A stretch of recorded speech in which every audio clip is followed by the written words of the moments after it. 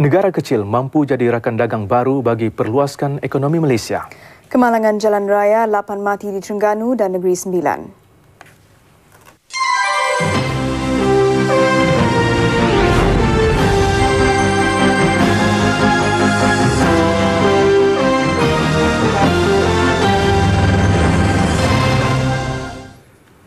Assalamualaikum dan salam sejahtera. Malaysia sebagai sebuah negara dagangan perlu terus mencari rakan baru untuk mengembangkan iktisadnya dan tidak hanya bergantung kepada rakan dagang tradisional. Perdana Menteri Datuk Seri Dr. Mahathir Mohamad berkata jumlah perdagangan dua hala Malaysia Negara Selatan yang dulunya dianggap tidak menguntungkan kini meningkat sehingga 90 bilion ringgit setahun. Sehubungan itu katanya Malaysia akan terus mengadakan perhubungan dengan negara kecil berwibawa untuk dijadikan rakan dagang negara ini. Perdana Menteri tiba di lapangan terbang Sultan Abdul Aziz Shah Subang siang tadi selepas lawatan seminggu ke Rusia dan China. Dua wilayah yang dilawati Perdana Menteri dalam persekutuan Rusia ialah Khabarovsk dan Buryatia. Pada sidang media selepas itu, Perdana Menteri berkata rakan dagang Malaysia tidak semestinya dari negara maju. Sebaliknya, ia boleh juga dari negara kecil yang berwibawa. Jadi kita tidak boleh anggap mana-mana tempat sebagai tidak berpotensi. Dan saya yakin walaupun pada mulanya kita tak nampak potensi, tetapi kalau kita kaji betul-betul, kita akan dapat maklumat yang berguna yang boleh meningkatkan dagangan kita. Sebab itu saya berpendapat bahawa lawatan-lawatan ke negara-negara kecil ini, negara-negara yang dianggap lemah dan tidak berpotensi, sebagai satu pendekatan yang amat penting dalam usaha kita membangunkan ekonomi negara kita. Ketika ditanya mengenai lawatannya ke Rusia dan China, Perdana Menteri menyifatkannya berjaya. Menurutnya, lawatan ke Khabarovsk dan Buryatia bertujuan meninjau perusahaan pesawat dan helikopter. Manakala lawatan ke Beijing pula sempena meraihkan 25 tahun hubungan Malaysia-China, iaitu sejak lawatan pertama Perdana Menteri kedua Tun Abdul Razak Husin ke negara itu. Penganjur skim cepat kaya akan dihukum buang daerah menurut Timbalan Perdana Menteri Datuk Seri Abdullah Ahmad Badawi. Tindakan itu selain membendung kegiatan kumpulan berkenaan juga bertujuan memastikan rakyat tidak terus terpedaya. Ini satu tindakan yang mungkin diambil kerana kita perlu jauhkan mereka daripada tempat di mana mereka beroperasi, ataupun mungkin ada lagi tindakan-tindakan yang lain lah yang lebih daripada itu. Datuk Seri Abdullah yang juga Menteri Dalam Negeri mengulas kegiatan skim cepat kaya yang kembali hangat di negara ini. Baru-baru ini Bank Negara juga memberi amaran akan bertindak tegas mengikut Akta Bank dan Institusi Kewangan 1989 terhadap sesiapa mengambil pendahuluan secara tidak sah melalui skim cepat kaya. Menurut Datuk Seri Abdullah, sikap rakyat yang terlalu mudah mempercayai sesuatu tanpa menyiasat antara penyebab utama mereka terjebak ke dalam skim itu. Pada sidang media yang sama, Datuk Seri Abdullah berkata sambutan Hari Kebangsaan adalah bagi menghargai jasa pejuang kemerdekaan bangsa dan negara untuk semua rakyat Malaysia. Justru, kata beliau, cadangan menyambut 31 Ogos secara berasingan tidak wajar. Tak tahulah, mereka ingat ini kemerdekaan untuk diri mereka sendiri agaknya. Ini adalah hari kebangsaan, hari untuk semua. Rakyat Malaysia semuanya rasa amat gembira dan bersyukur kerana kita hari ini adalah rakyat yang merdeka. Kita mempunyai peranan untuk menentukan masa depan kita. Dan kita boleh membuat apa jua rancangan untuk kebaikan negara kita. Sebelum ini, PAS Kedah dipercayai bercadang mengadakan sambutan Hari Kebangsaan secara berasingan di kompleks parti itu di Jalan Alostar, Sungai Petani. Sementara itu, Pengerusi Jawatankuasa Pusat Sambutan Kemerdekaan tahun ini, Datuk Seri Tajul Rosli Ghazali, menyifatkan tindakan PAS itu menonjolkan sikap tidak mempunyai semangat kebangsaan. Kalau kita adakan perayaan yang berasingan di tiap-tiap daerah, bermakna bahawa di setiap daerah kita akan ada dua perayaan pada hari yang sama. Bermakna kita bukan menyatu padukan rakyat negara kita, tapi kita memecah belahkan. Kerana ada setengah rakyat yang akan pergi ke tempat yang dianjurkan oleh kerajaan, ada satu lagi yang dianjurkan oleh pihak yang lain. Saya rasa ini serupalah dengan sembahyang dua imam yang diwujudkan oleh PAS selama ni. Kata beliau, PAS tidak mengambil kepentingan negara, sebaliknya mempunyai muslihat tersendiri. Menurut Datuk Sri Tajul Rosli yang juga Menteri di Jabatan Perdana Menteri, tindakan itu juga tidak menunjukkan pegangan sebenar PAS yang sering menyeru kepada perpaduan. Beliau juga hairan dengan sikap PAS Kedah yang tidak sehaluan dengan parti mereka di Kelantan mengenai sambutan kemerdekaan ini. Ini kerana semua negeri turut menyambut kemerdekaan pada hari sama, termasuk Kelantan berdasarkan arahan kerajaan pusat. Golongan muda perlu memupuk minda lebih berdaya cipta supaya mereka mampu menjana pemikiran ke arah melahirkan buah fikiran bernas.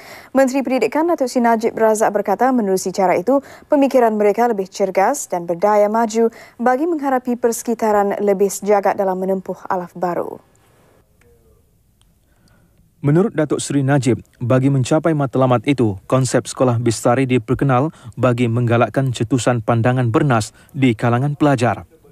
Beliau sebelum itu berucap merasmikan pelancaran pertandingan melukis poster sempena Hari Kebangsaan tahun ini. Tapi pada saya lebih penting lagi kita menyemaikan semangat kemerdekaan itu di kalangan pelajar-pelajar generasi muda supaya mereka akan menyambut obor perjuangan itu dan meneruskan perjuangan itu sebagai generasi penerus supaya kemerdekaan itu tidak dipersia-siakan, sebaliknya mereka akan tampil ke hadapan untuk membawa negara kita ke mercu kejayaan.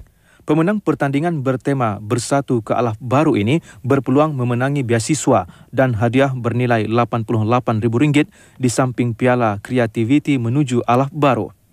Pertandingan anjuran Institut Teknologi Kreatif Lim Kok Wing ini akan diadakan pada 29 Ogos di Ruang Legar Dewan Bandaraya Kuala Lumpur. 4 sekeluarga lemas di Batu Gajah, Perak.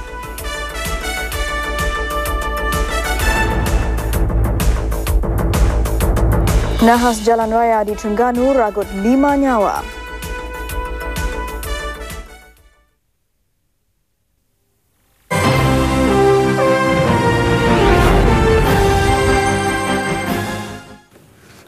Lima orang termasuk 4 kanak-kanak dipercayai dari satu keluarga maut dalam satu kemalangan di Kemaman, Terengganu siang tadi. Kejadian berlaku jam 1.30 tengah hari di kilometer 116 Jalan Kuala Terengganu, Kuantan di Kerteh. Mangsa yang terkorban dikenali sebagai Nur Fazila Abu Hassan, 35 tahun, Muhammad Safri, 11 tahun, Muhammad Fazri, 10 tahun, Muhammad Syafiq, 8 tahun dan Mira Syafira, 6 tahun. 3 daripada mangsa termasuk pemandu kereta Nur Fazila meninggal dunia di tempat kejadian, manakala 2 lagi dalam perjalanan ke Hospital Kemaman. Semua mangsa dipercayai berasal dari Perak meninggal dunia akibat kecederaan parah di kepala dan badan. Mayat dihantar ke Hospital Kemaman untuk bedah siasat. Ketua Polis Daerah Kemaman, Penguasa Rozin Yusof berkata, kemalangan berlaku ketika kereta Proton yang dinaiki mangsa terbabas ke kanan jalan lalu merempuh sebuah lori pasir dari arah bertentangan. Ketika kejadian, mangsa sedang menghala ke Dungun. Bomba dan penyelamat Kemaman mengambil masa kira-kira 10 minit untuk mengeluarkan pemandu yang tersepit. Sementara itu, pemandu lori pasir terbabit Abdul Muhammad, 31 tahun, berkata dia nampak kereta terbabit terbabas dan cuba mengelak tetapi gagal meskipun sudah cuba memandu lorinya ke bahu jalan. Kereta tu tiba-tiba dia sebuah diri je lah bertetangang. Lepas tu dia dalam keadaan kereta depan kita tu ada tiga buah kereta. Hampir-hampir dah nak langgar kereta depan tu 3 buah. Semua lari ke kelima. Kemudian kita yang keempat ni duduk belakang kereta tu. Kita juga kelima kau. Dengan keadaan dia main repuh je. Jatuh dah cuba elak dah. Cuba elak dah. Dia boleh buat apa. Ada cuba break lah masa tu. Mana dia kita keadaan slow dah. Kadang hampir-hampir berhenti dah. Lori ni. Di Gemas, 3 orang terbunuh manakala 5 lagi cedera parah dalam kemalangan membabitkan sebuah kereta dengan kenderaan pacuan 4 roda. Kejadian berlaku di kilometer 3 Jalan Air Kuning. Mereka yang terbunuh pada kemalangan jam 2.30 petang semalam dikenali sebagai Zaitun Sadan, 60 tahun dan Kasih Mahmud, 58 tahun. Manakala Nursia Osman, 27 tahun yang duduk bersebelahan pemandu meninggal dunia ketika dikejarkan ke Hospital Melaka. Nursia lulusan Universiti Al-Azhar Mesir, mengajar di Sekolah Agama Datuk Haji Mustafa di Batu Kikir, Kuala Pilah. Anak Nursia Siti Zulaika Muhammad Ali, 11 bulan, patah tangan kanan serta kakaknya Zainab cedera di kepala dan kini dirawat di Hospital Melaka. Pemandu kereta Mahadi Osman dipindahkan ke Hospital Kuala Lumpur dan keadaannya dilaporkan agak membimbangkan. 2 penumpang pacuan 4 roda dipercayai warga Indonesia turut cedera parah dan kini dirawat di Hospital Melaka. Menurut polis, mangsa yang terkorban sedang dalam perjalanan pulang ke Kuala Sungai Tebong, Melaka selepas menghadiri majlis perkahwinan anggota keluarga di Felda Bukit Jalor. Kereta yang dipandu Mahadi dikatakan dirempuh oleh kenderaan pacuan 4 roda yang datang dari arah bertentangan. Nampak kereta Hilux tu datang daripada depan. Mula dia jalan dua laju kan. Lepas tu nampak tiba-tiba dia macam kiri kanan datang tu orang. Lepas tu saya nampak kereta Proton ni dah break, daripada jauh dah break kan. Saya ingat dah sampai dekat situ. Dia dah emergency break, memang dah berhenti lah saya ingat. Lepas tu kereta Hilux ni tadi terus naik atas enjin kereta, dia panjat kereta tu. Lepas tu terbang, tayar 4 atas terus jatuh dalam longkang bawah sana. Sharifah Karim mendakwa beliau di belakang kereta mangsa ketika kemalangan itu. Skim bantuan khas untuk usahawan wanita dilancarkan siang tadi bagi mendorong lebih ramai usahawan wanita menerokai aliran utama pembangunan iktisad negara. Menteri Perdagangan Antarabangsa dan Industri Datuk Seri Rafidah Aziz berkata, skim itu menggalakkan lebih ramai usahawan wanita menceburi bidang perusahaan dan perdagangan. Skim bantuan khas untuk wanita ini ialah kepada syarikat-syarikat yang sama ada dimiliki secara majoriti oleh wanita ataupun syarikat-syarikat yang dikendalikan oleh wanita. Dan untuk aktiviti-aktivitinya pula, kita meliputi semua aktiviti yang di dalam sinarai aktiviti dan projek yang digalakkan seperti yang digazetkan oleh Maida. Dan di samping itu, kita telah tokok tambah beberapa aktiviti dan perkhidmatan yang lazimnya melibatkan wanita. Menerusi skim khas itu, usahawan wanita akan menerima kemudahan pinjaman dan grant. Bidang liputan bagi skim itu diperluaskan untuk meliputi kegiatan perkilangan dan perkhidmatan. Antaranya bidang perkhidmatan berkaitan teknologi maklumat, pendidikan, reka cipta dan pembungkusan serta pemasaran. Kerajaan katanya bersetuju untuk menyalurkan sejumlah 20 juta ringgit kepada 2 syarikat perantaraan melalui skim bantuan khas itu bagi membantu usahawan wanita dalam perniagaan mereka. Perniagaan broker saham bagi Halim Securities dan WK Securities Sendirian Berhad ditawar bagi jualan secara tender. Pengurusan Dana Harta Nasional Berhad dalam satu kenyataan berkata, tawaran dibuat pentadbir khas kedua-dua syarikat terbabit. Untuk layak mendapatkan tender, pihak berminat mestilah sebuah syarikat yang mempunyai kedudukan kewangan kukuh. Ia juga mesti mencatat keuntungan dalam setiap 3 tahun kewangan terakhir dan mempunyai dana pemegang saham sekurang-kurangnya RM100 juta. Tender bagi Halim Securities dibuka jam 5 petang 25 Ogos 1999 dan ditutup jam 5 petang 22 September 1999 dan pertanyaan berhubungnya boleh dibuat menerusi PricewaterhouseCoopers di talian 03 441 1188. Sementara itu, tender bagi WK Securities dibuka pada 5 petang 27 Ogos 1999 dan ditutup jam 5 petang 24 September 1999. Pertanyaan berhubungnya boleh dibuat menerusi Ernst & Young di talian 03 244 2333. MNI Holdings Berhad yang bakal mengambil alih saham Aksa Assurance Berhad, sebuah syarikat insurans komposit, menjangka menandatangani perjanjian jual belinya menjelang September ini. Pengurusnya Tan Sri Ahmad Sarji Abdul Hamid berkata apabila urus niaga itu dilaksanakan, MNI berharap akan menjadi pembekal perkhidmatan insurans dan keuangan yang berdaya saing. Menurut Tan Sri Ahmad Sarji, buat masa ini ada beberapa perkara yang perlu diselesaikan sebelum perjanjian dimeterai. Antaranya pengumuman dari Bursa Saham Kuala Lumpur, kelulusan dari jawatankuasa pelaburan asing dan persetujuan pemegang saham. MNI juga katanya menjangka akan mengambil alih pengurusan Saim Aqsa menjelang 23 November ini. Selepas pengambil alihan itu, MNI akan menguasai 5.6% perniagaan insurans am, bidang bukan motor 7.9% dan insurans nyawa pula 2.6%. Beliau berkata demikian selepas mesyuarat agung tahunan MNI Holdings Berhad.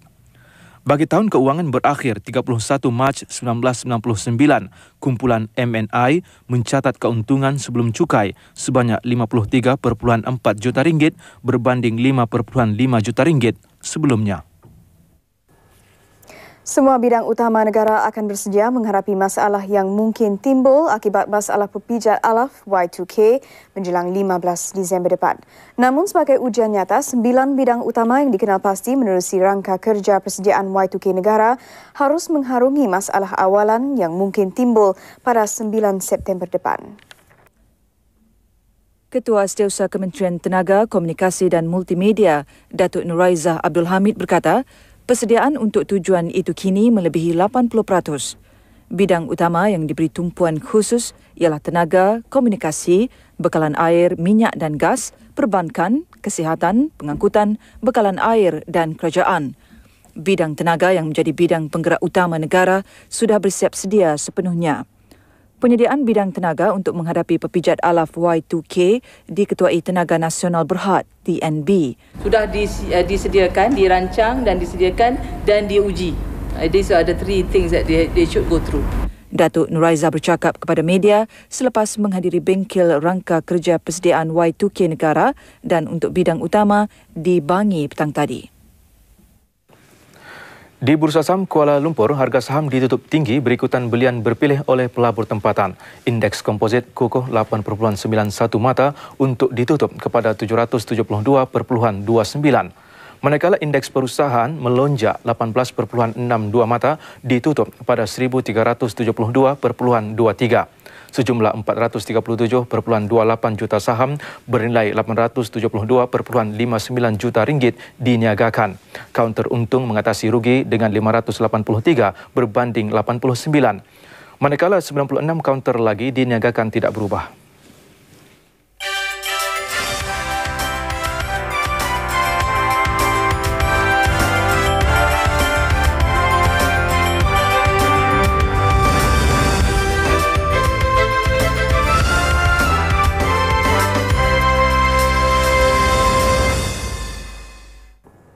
Di pasaran kewangan ringgit ditutup tinggi berikutan kejatuhan yen Jepun berbanding dolar Amerika.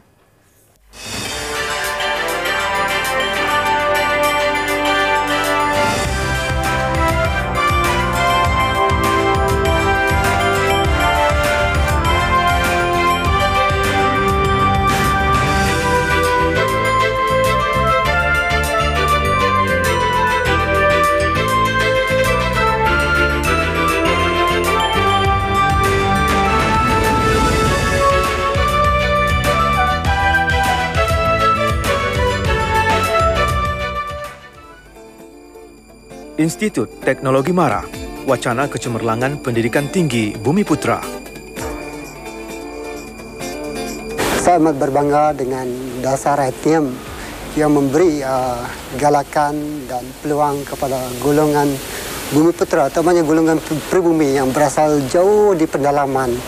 Mereka kalau tak ada ITM, mereka ni barangkali akan tercicir.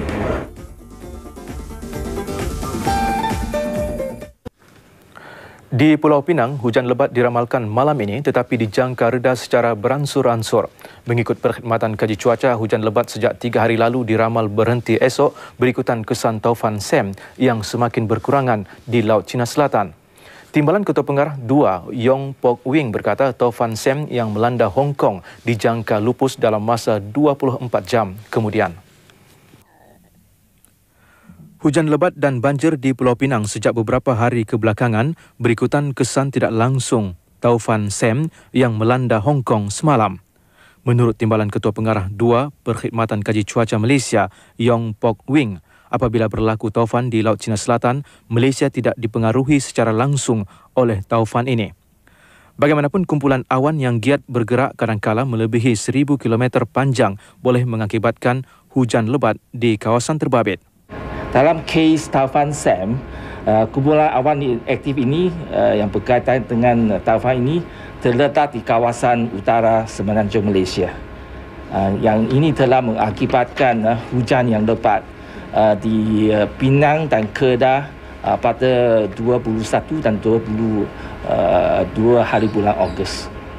Menurut beliau, hujan lebat di Pulau Pinang tidak akan berlanjutan selepas taufan Sam melepasi Laut Cina Selatan. Cuaca Pulau Pinang sepanjang hari ini cerah. Kehidupan harian dilaporkan berjalan seperti biasa. Kesempatan itu digunakan oleh kontraktor yang dilantik pemaju dan kerajaan negeri sibuk membaiki tebing runtuh dan pokok tumbang. Sebahagian kecil penduduk di seberang perai juga didapati sibuk membersihkan rumah dan pelbagai peralatan yang ditenggelami banjir. Beberapa kawasan bagaimanapun masih ditenggelami air kerana longkang tersumbat. Antaranya ialah di Kampung Stol, Perai yang masih ditenggelami air sedalam 0.3 meter. Ribut tropika yang merentasi Laut Cina Selatan dikatakan mengubah pergerakan angin di kawasan semenanjung Malaysia. Keadaan itu menyebabkan angin bergerak pada kelajuan antara 15 dan 25 km sejam. Namun angin dijangka berkurangan secara beransur-ansur mulai lewat hari ini. Sementara itu, hujan lebat juga mengakibatkan beberapa kampung di Baling dan Sik Kedah dinaiki air. Antaranya di Kampung Seberang Pekan, Banjul Derum, Kampung Lahar, Haji Abbas, Sungai Batu, Pandai Teh dan Bawah Gunung. Bagaimanapun, tinjauan buletin utama mendapati sebahagian daripada 519 mangsa banjir dari 7 daerah di Baling yang ditempatkan di pusat pemindahan sementara sudah kembali ke rumah masing-masing petang tadi. Menurut pegawai petugas bilik gerakan banjir Jamil Nasir Yaakob, 14 kampung, 10 di daerah Sik dan 4 di Baling ditenggelami air antara 1 hingga 2 meter selepas hujan lebat sejak 4 hari lalu. Mereka ditempatkan di Dewan Orang Ramai dan sekolah. Bagaimanapun, sebahagian mereka dibenarkan pulang berikutan banjir yang mulai surut. Beberapa sungai utama seperti Sungai Sik, Sungai Cepir, daerah Sik dan Sungai Baling juga mula surut di bawah paras bahaya. Seorang bapa bersama 3 anaknya lemas apabila sampan mereka terbalik ketika memetik buah teratai. Kejadian berlaku di Lombong Tinggal, Kampung Timah, Batu Gajah, Perak. Mereka yang lemas dikenali sebagai Wong Hon Wai, 36 tahun, 2 anak lelakinya, Wong Sen Lun, 13 tahun dan Wong Sen Yuen, 11 tahun, serta anak perempuannya Wong Siu Mui, 6 tahun. Menurut abang mangsa, Wong Hun Yao, keluarga itu keluar sejak petang semalam. Bagaimanapun, sehingga jam 7 petang, keempat-empat beranak itu gagal pulang ke rumah. Dia dan penduduk sekitar kemudiannya mencari mangsa sekeluarga. Mereka menemui motosikal dan basikal yang digunakan mangsa berhampiran lumbung berkenaan. Bagaimanapun, mereka gagal menemui keempat-empat mangsa itu. Hun Yao selepas itu membuat laporan polis di Balai Tanjung Tualang pada jam 10 malam. Polis kemudian melancarkan gerakan mencari dengan dibantu 22 anggota bomba dan penyelamat di sekitar Tasik. Dan jam 10.30 pagi tadi, mayat semua mangsa ditemui terbenam di dasar. Mayat keempat-empat mangsa dihantar ke Hospital Batu Gajah untuk dibedah siasat. Saya ingin menasihati orang ramai supaya lebih berhati-hati apabila pergi mencari buah teratai ataupun menangkap ikan di lombong-lombong, dan tentukan tidak bawa kanak-kanak kecil bersama-sama kerana ini akan mendatangkan bahaya dan susah untuk menyelamatkan kanak-kanak. Polis trafik Kuala Lumpur akan bertindak tegas terhadap penunggang motosikal yang membawa penunggang melebihi had yang dibenarkan. Ketua Trafik Kuala Lumpur, Penguasa Mat Zain Ismail berkata, ia berikutan penunggang motosikal adalah penyumbang utama kadar kemalangan jalan raya di Ibu Negara yang semakin meningkat tahun ini. Jumlah kecelakaan maut sehingga hari ini sudah mencapai kepada 189 kes. Berbanding dengan tahun sudah, sehingga setakat ini kita dah naik 12. Salah satu daripada punca kemalangan maut disebabkan menunggang dengan muatan atau membawa pembonceng melebihi had dibenarkan. Dan dalam satu gerakan di Jalan Sekilau Ceras petang tadi, lebih 20 kenderaan ditahan kerana membawa muatan berlebihan. Ini membuktikan masih ramai penunggang motosikal gagal mematuhi peraturan membawa pemonceng yang dibenarkan. Mengikut Seksyen 49-1 Akta Pengangkutan Jalan 1987 dan Kaedah-Kaedah Lalu Lintas 1959, mereka yang didapati bersalah boleh dikenakan hukuman denda tidak lebih RM1,000 ataupun penjara tidak lebih setahun atau kedua-duanya sekali. Kamarul Bahari Abdul Kadir, Buletin Utama TV3. Di Keluang Johor, Mahkamah Magistrate menangguhkan kepada 28 Oktober ini bagi sebutan semula kes seorang peniaga yang didakwa membunuh 2 beranak di Taman Desa awal bulan ini. Magistrate Kamarudin Kamsun membuat keputusan selepas mendengar permohonan pegawai pendakwa Ketua Inspektor Razali Basri yang meminta penangguhan kes berkenaan. Peniaga Yong Seng Leong, 33 tahun, menghadapi 2 dakwaan berasingan mengikut Seksyen 302 Kanun Keseksaan dibaca bersama Seksyen 34 Kanun yang sama. Dia dituduh bersama 2 orang lagi yang masih bebas membunuh Siti Fatimah Saleh, 56 tahun, di rumahnya nombor 93, Jalan Ong Kai Tok, Taman Desa kira-kira jam 5 pagi 3 Julai lalu. Bagi tuduhan kedua, Yong bersama 2 orang lagi yang masih bebas didakwa membunuh anak mangsa Siti Hazlina Sulaiman, 17 tahun, di tempat, tarikh dan waktu yang sama. Yong berasal dari Taman Flora Jaya Parit Besar Batu Pahat, berdepan hukuman mati mandatori jika sabit kesalahan. Tertuduh diwakili peguam Lee Han Yan dan N. Chandra Mohan dihadapkan kali pertama ke Mahkamah Keluang pada 26 Julai lalu dan tiada sebarang pengakuan direkodkan. Yong tidak dibenarkan ikat jamin. Dalam kejadian 3 Julai lalu, ibu tunggal terbabit dijumpai mati dalam keadaan tertiarap berlumuran darah di ruang tamu rumahnya dengan leher hampir putus dipercayai dikelar dengan senjata tajam.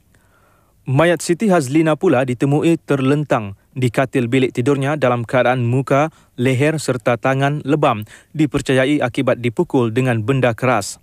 Siti Fatimah mengusahakan sebuah warung menjual nasi lemak dan kuih berhampiran rumahnya, manakala Siti Hazlina adalah pelajar tingkatan 5 Sekolah Menengah Kebangsaan Taman Keluang Barat. Lebih 12,000 disahkan terbunuh dalam gempa bumi Turki setakat ini.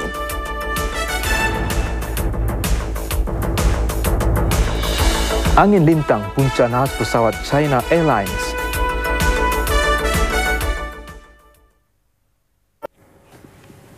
Usaha mencari dan menyelamat diteruskan di Turki hampir seminggu selepas gempa bumi dahsyat di negara itu. Jumlah kematian setakat ini disahkan lebih 12,000 orang, manakala lebih 34,000 lagi cedera.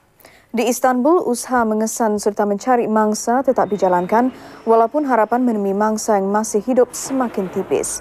Sementara itu, beratus-ratus orang mengadakan sembahyang jenazah dan kesyukuran di Masjid Beyhatun bagi mangsa yang terkorban dan terselamat dalam gempa bumi Selasa lalu. Jalan Istiqlal di pusat bandaraya Istanbul yang biasanya sibuk dengan pengunjung bertukar lengang. Kebanyakan restoran dan kedai makan ditutup sambil dipasang papan tanda merayu penduduk membantu mangsa gempa. Di Medan Taksim pula, penduduk yang masih ketakutan bermalam di kawasan lapang berikutan beberapa gegaran susulan yang melanda Istanbul dan Izmit dalam tempoh 24 jam. Sementara itu, pasukan penyelamat Malaysia SMART yang ikut membantu menyelamat mangsa gempa bumi di Turki kini bertungkus lumus mengeluarkan 2 budak lelaki yang terperangkap di bawah runtuhan bangunan di Golcuk. Kedua-dua mangsa dikesan selepas pasukan penyelamat Malaysia bersama-sama pasukan penyelamat Cyprus Turki mengesan mereka Jumaat lalu.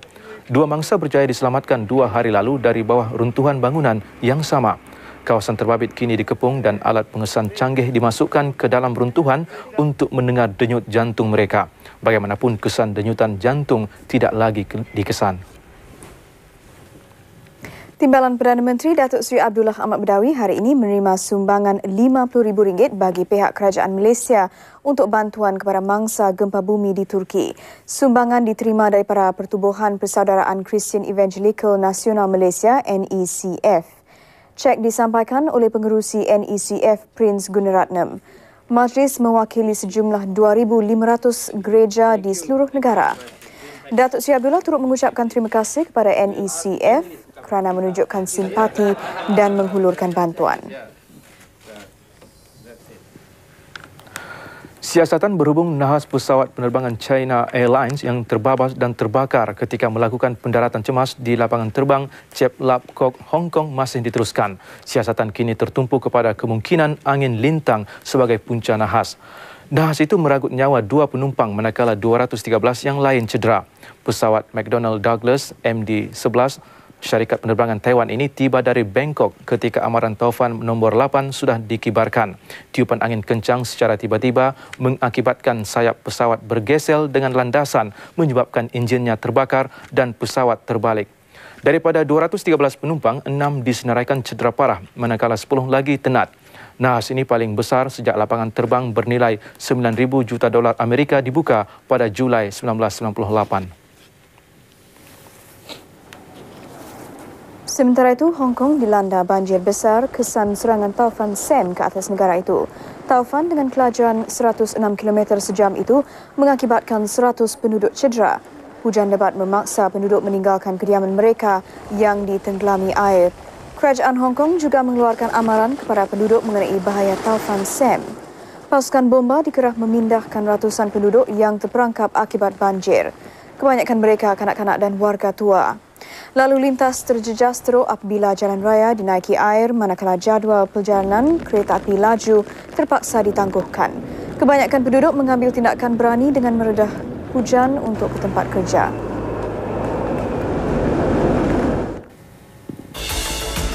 Usaha Majlis Sukan Negara gilap atlet handalan. Laporan sukan bersama Dahlan Makmur.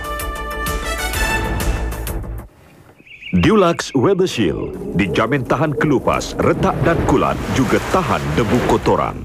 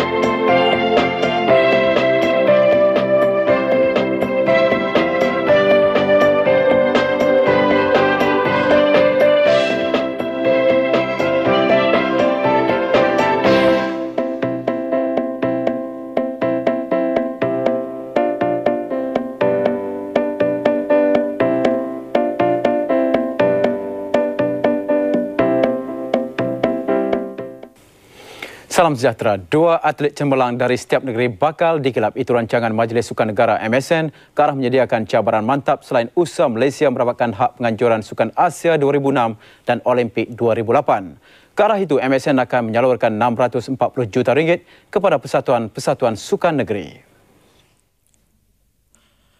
Program pembangunan atlet berkeupayaan tinggi haruslah seiring dengan usaha mendapatkan hak penganjuran sukan bertaraf dunia. Hakikat itulah disedari Majlis Sukan Negara MSN dalam menjurus bantuan keuangan kepada atlet kebangsaan. Tumpuan MSN ialah kepada 14 sukan yang menampilkan pencapaian cemerlang. Bantuan termasuklah elon atlet dan pegawai, tempat latihan serta menyediakan juru latihan luar dan tempatan kepada persatuan yang tidak berkemampuan. Menurut pengarah Sukan Majlis Sukan Kuala Lumpur, Chua Tok Seng, langkah MSN tepat pada masanya. Ia antara landasan buat Malaysia menyaingi kuasa besar sukan seperti China, Jepun dan Korea Selatan. Thailand Asia Games dia kutip lebih kurang 20 lebih gol dah. Jikalau dia boleh kutip 20 lebih, kita boleh curi daripada sana lah. Papan gol, kan? Uzbekistan dan lain-lain negara. Atlet Kuala Lumpur antara penyumbang pingat terbanyak pada Sukan SEA Ke-20 lalu dalam acara terjun, renang, taekwondo, karate-do, olahraga dan bowling padang. Aksi lasak terus mendapat tempat di kalangan penggemar sukan tanah air. Buat kali keempat, cabaran Marlborough Adventure Team diadakan bagi mencari pasukan yang paling lasak, cekap dan pantas di Malaysia. 3 pasukan teratas akan merasai pengalaman sepanjang hayat mengharungi cabaran di Moab, Utah, Amerika Syarikat selama 12 hari. Laporannya bersama Harmi Tazim Muhammad.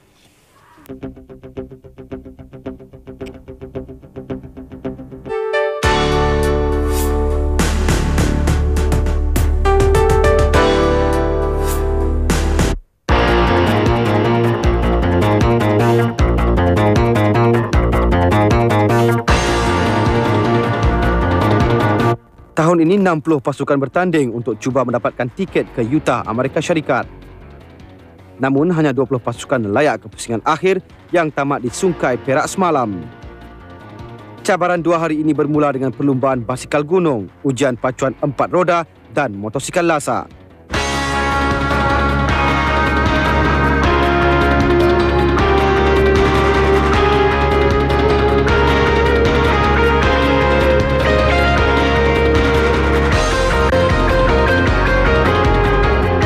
Hari kedua disambung dengan peserta mengharungi jeram deras, lumba lari berhalangan, meluncur tali, menyeberangi sungai dan memanjat dinding.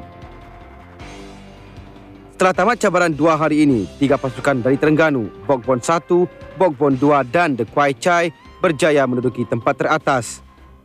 Lebih manis pasukan Bokbon 1 dan 2 diwakili oleh 4 adik-beradik dari Kuala Terengganu. Latih ni saya ingat dah masuk 4 kali. Tapi tahun berlatih tu dalam 2 tahun lah. Yang semalam tu harapan kita memang KO lah kira. Sebab kita tak larat motor mesin kita kalah. Ajak pemain tu. Tapi hari ni power kita lebih. Semangat juang tinggi. Semangat juang kita tinggi. Hadiah untuk Allah baru. Nak rasalah pengalaman bermain kat sana, apa cerita yang member tahun lepas kan. Itu yang kita nak sebenarnya. Sukan lasak sebegini sememangnya masih lagi asing di kalangan masyarakat Malaysia. Pemergian 3 pasukan ke Utah, Amerika Syarikat diharapkan jadi pembangkit kepada kemajuan sukan lasak di Malaysia. Harmi Tazim Muhammad untuk TV3. Mula sepak Liga Sepanyol, juara bertahan Barcelona memulakan kempen musim 1999-2000 dengan kemenangan sulung apabila menumpaskan Real Zaragoza 2-0. Barcelona beraksi di gelanggang sendiri mengharapkan kemenangan pertama. Namun berdepan Real Zaragoza mereka diberi tentangan sengit. Beberapa percubaan diketuai penyerang dari Brazil Rivaldo diselamatkan penjaga gol Real Yuami. Real Zaragoza berjaya mengikat kedudukan tanpa jaringan setelah tamat babak pertama. Permainan bersambung dengan kedua pasukan saling serang menyerang.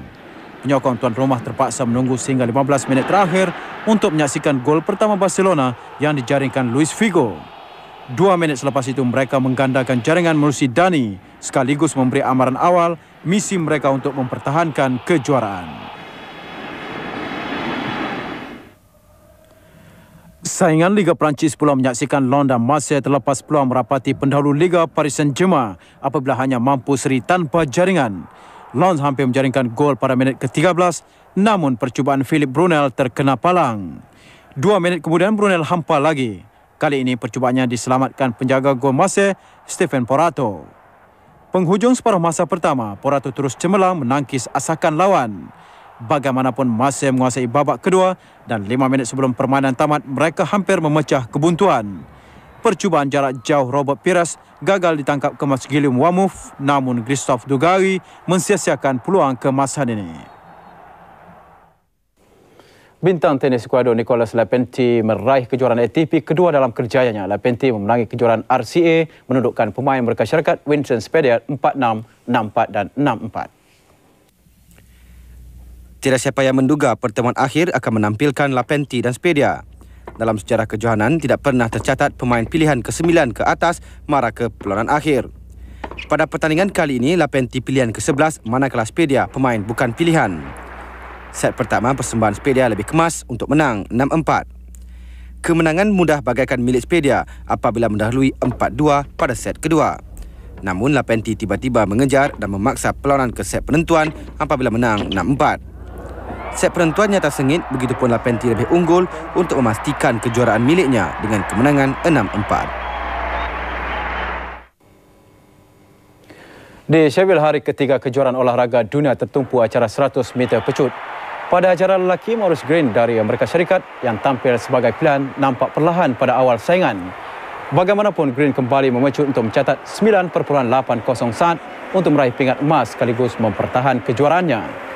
Tempat kedua milik pelari Kanada Bruni Surin 9.84 saat dan Dwayne Chambers dari Britain 9.97 saat. Pada bahagian wanita, seperti diduga, Marion Jones dari Amerika Syarikat muncul juara.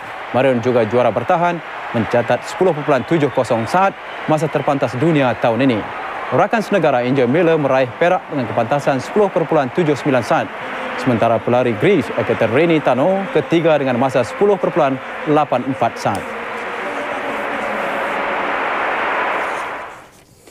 Sekian saya masukkan untuk malam ini. Kembali bersama Kamorde dan Enra sebentar nanti. Salam hormat, majulah sukan untuk semua. Miza, nak tanya ni, pernah turun ke ladang tak? Biasa ke ladang, tapi bukan untuk berladang, cuma jumpa peladang. Okey, ni kita nak bincang ni pasal sambutan Hari Peladang, Peternak dan Nelayan Kebangsaan. Selamat juga. Dan kita akan bincang-bincang mengenai mereka yang kena penyakit kencing manis. Jangan takut, kita akan berita baik. Apa dia? Kaedah rawatan menggunakan tenaga dalam. Kita akan juga bersama dengan Sheila Majid yang akan menjelajah seluruh negara. Nak buat apa tu? Apa pun kita saksikan Bincang Petang 24 Ogos. 2 petang. Semangat persahabatan yang terjalin antara Kuala Lumpur, Jakarta selama ini bukan saja merapatkan hubungan kedua-dua negara, malah mampu menyelesaikan pelbagai masalah semasa. Presiden B.J. Habibie yang yakin semangat itu akan kekal kerana Indonesia mempunyai hubungan budaya dan struktur yang erat dengan negara ini. Beliau berkata demikian dalam temu ramah eksklusif dengan wartawan TV3 Didik Budiarto di Jakarta menjelang lawatannya ke Malaysia Rabu ini.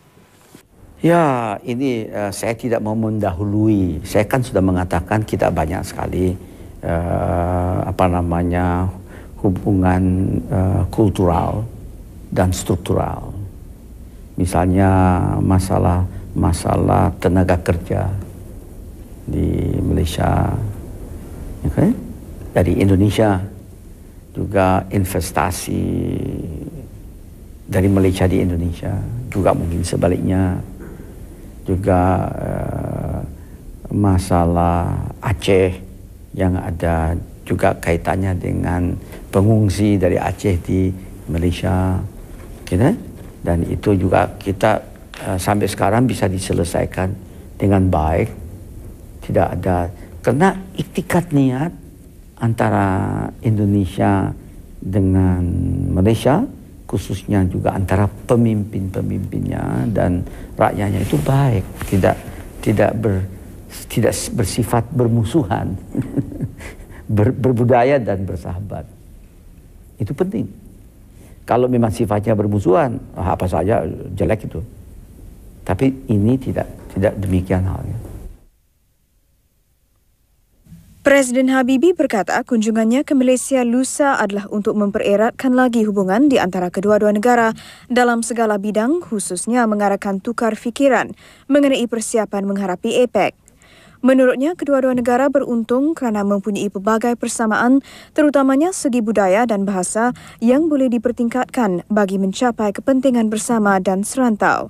Saya sebagai Presiden Republik Indonesia bisa berbicara bahasa Indonesia yang dimengerti oleh rakyat di Malaysia, dan saya yakin juga Perdana Menteri Malaysia Dr. Muhammad Mahathir bisa juga menyampaikan pesan dalam bahasa Malaysia dan dimengerti oleh orang Indonesia.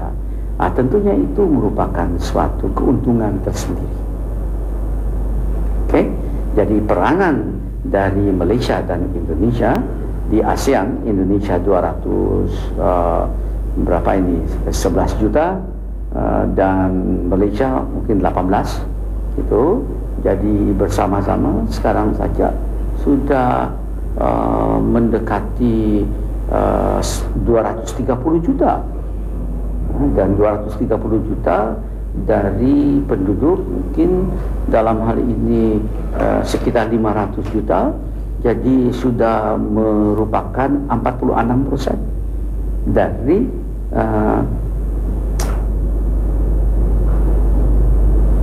manusia atau masyarakat yang hidup di Asia Tenggara.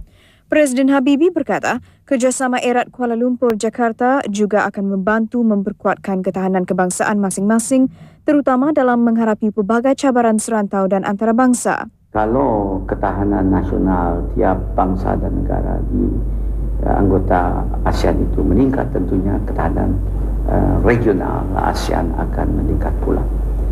Dan khusus ini penting dalam mempersiapkan ASEAN memasuki ke milenium ketiga dan abad pertamanya. Ikuti bahagian kedua temu ramah eksklusif TV3 dengan Presiden Habibie mengenai peranan pertubuhan antarabangsa esok. Sebuah syarikat komputer menyumbang komputer bimbit bernilai RM25,000 kepada pelajar pintar Zenaida Sofia Saleh Loh yang akan melanjutkan pelajaran ke markas syarikat 5 September depan.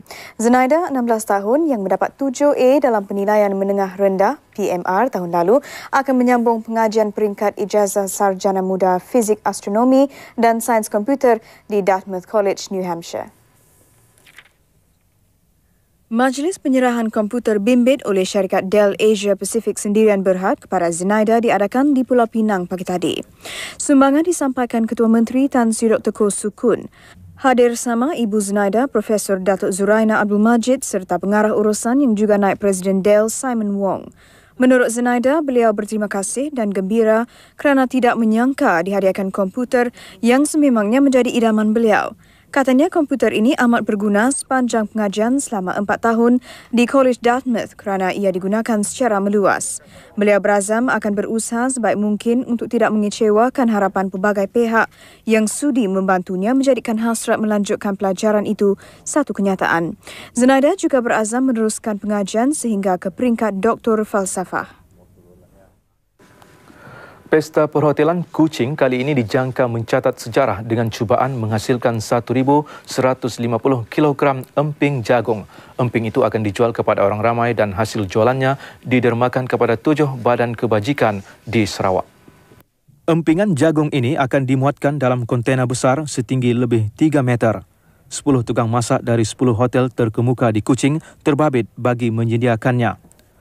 Menurut setiausaha penganjur pesta berkenaan, Mukhtar Alek, penghasilan emping jagung ini julung kali diadakan di negara ini. Pihaknya berharap jika usaha itu menjadi kenyataan, ia akan tercatat dalam Malaysia's Book of Records. Dan pada pengakhirnya nanti, kita akan mendapat kerjasama daripada wakil daripada Buku Records Malaysia yang ada bersama kita dan akan mengesahkan rekod tersebut. Dan jika berjaya, insya-Allah akan dimasukkan ke dalam Buku Rekod Malaysia sebagai popcorn ataupun emping jagung terbanyak pernah dihasilkan di Malaysia. Selain menghasilkan emping jagung, pesta perhotelan ini juga menganjurkan pertandingan makan pizza. Penyanyi terkenal Hong Kong Faye Wong tidak menghampakan ribuan peminatnya apabila memberi persembahan hangat dan bertenaga pada pertunjukan pentasnya di Stadium Tertutup Putra, Bukit Jalil. Persembahan mantap Faye dibantu dengan kecanggihan pentas bergerak yang dibawa khas dari Hong Kong turut memukau lebih 15,000 peminat. Pentas yang dibuat pertama kali digunakan di negara ini bernilai kira-kira 1.9 juta ringgit. Faye Wong menyanyikan 27 lagu dalam persembahan lebih 2 jam. Antara lagu yang didendangkan termasuk Love Life, Fusau, Bored, Dreams dan Cold War.